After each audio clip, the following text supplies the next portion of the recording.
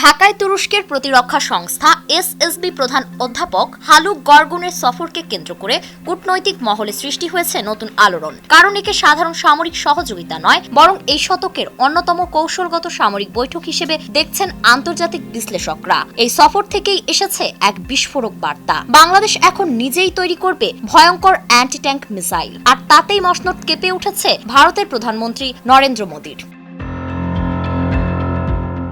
তুরস্কের president Recep Tayyip এরদোয়ানের দীর্ঘমেয়াদী কৌশল বলছে 21 শতকের শক্তির লড়াই হবে বঙ্গোপসাগর ঘিরে। সেখানেই নতুন ভূরাজনীতির গেম চেঞ্জার হিসেবে উঠে এসেছেন বাংলাদেশের অন্তর্বর্তী সরকারের প্রধান উপদেষ্টা ডক্টর ইউনূস। তার নেতৃত্বেই ঢাকায় শুরু হচ্ছে এমন সামরিক উদ্যোগ যা শুধু আঞ্চলিক রাজনীতিকেই বদলে দেবে না, পাল্টে দেবে দক্ষিণ এশিয়ার প্রতিরক্ষা ভারসাম্যও।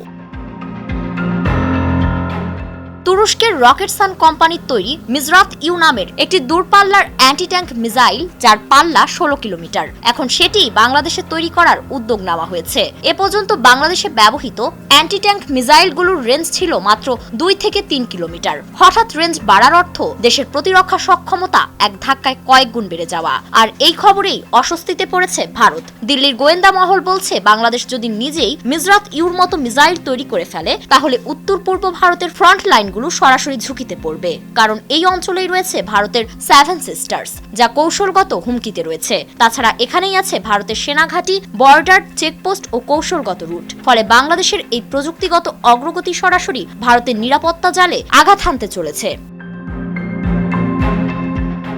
কিন্তু এখানেই শেষ নয়। তুরস্ক শুধু মিসাইল নয়, আরো বড় কিছু প্রস্তাব দিয়েছে। তারা বাংলাদেশের 3 অস্তরের আকাশ প্রতিরক্ষা ব্যবস্থা গড়ে তুলতে চায়। এতে অন্তর্ভুক্ত রয়েছে কার্ক, গোকবার, হিসার, সিপার সহ নানা ধরনের প্রযুক্তি, যেগুলোর রেঞ্জ 10 কিলোমিটার থেকে শুরু করে 100 কিলোমিটার পর্যন্ত বিস্তৃত।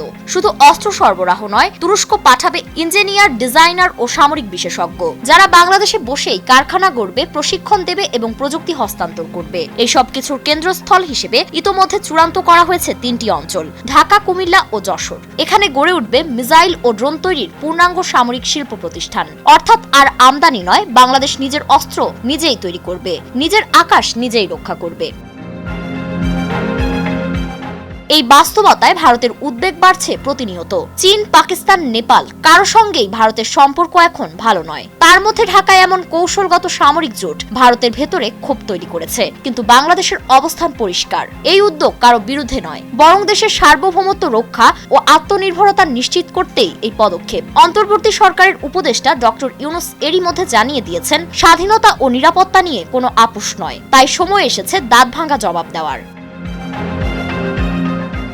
ফারিন রহমান প্রীতি, নয়া দিগন্ত।